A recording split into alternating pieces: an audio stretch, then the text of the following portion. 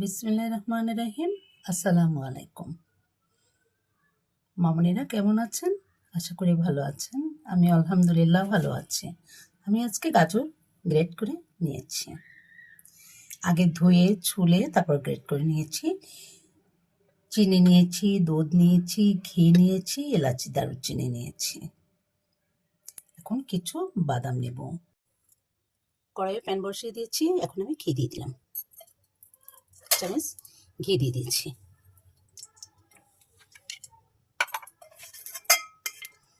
এটা গরম হয়ে গিয়েছে। এলাচি দারুচিনি দিয়ে দিচ্ছি। এখন এই গাজরটা আমি দিয়ে দেবো, আর একটু লবণ দেবো।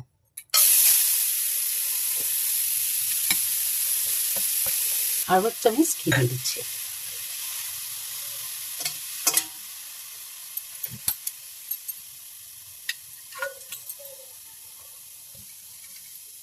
লবণ দিয়ে দিচ্ছি স্বাদ অনুযায়ী।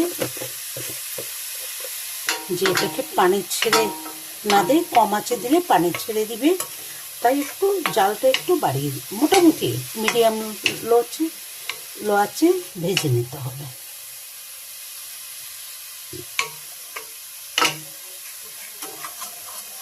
খেয়াল রাখতে হবে পুড়ে না যায়।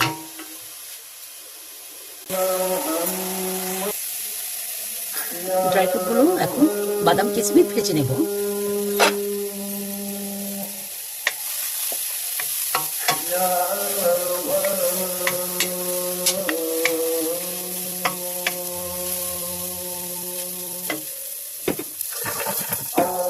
আমি ঘিতে বেজে নিচ্ছি। আমি চিনি দিয়ে দেব, স্বাদ অনুযায়ী চিনি দিয়ে দেবেন। সবটুকু চিনি হাফ বাটির চেয়ে বেশি দিয়ে দিয়েছি।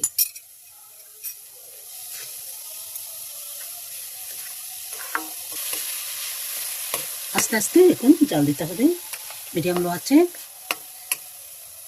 আমি 1 বাটি দুধ দিয়ে দিচ্ছি। এক এক করে দিব, একবারই দিব না দুধ।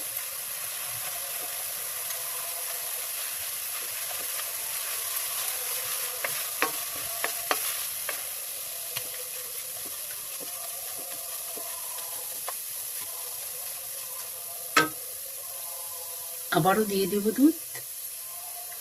3 ধাপে দেব।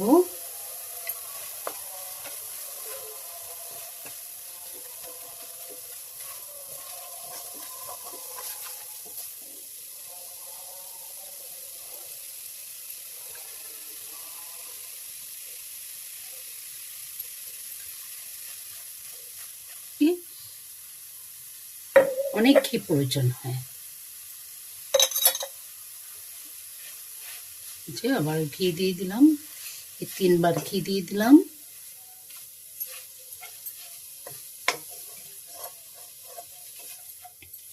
কিশমিশ বাদাম এগুলো দিয়ে দিয়েছি।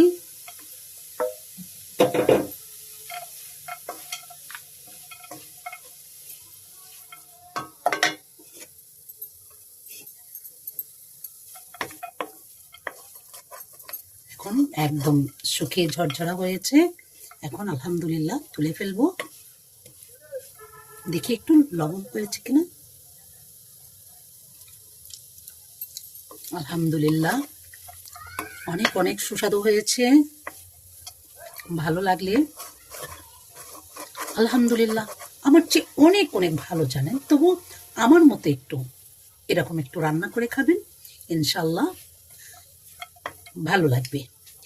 ভালো লাগলে লাইক কমেন্ট শেয়ার করবেন, আমার জন্য দোয়া করবেন। আল্লাহ যেন আমাকে সুস্থ রাখে। এই বুড়ো বয়সে 56 বছর বয়সে আমি রান্না করতে বসেছি, ইউটিউবে ফেসবুকে দিয়েছি।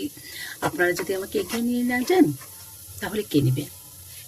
আলহামদুলিল্লাহ আপনাদের দীর্ঘায়ু কামনা করে আমি এখন আলহামদুলিল্লাহ রাখছি। আজকের মতো দোয়া করবেন। আসসালামু আলাইকুম।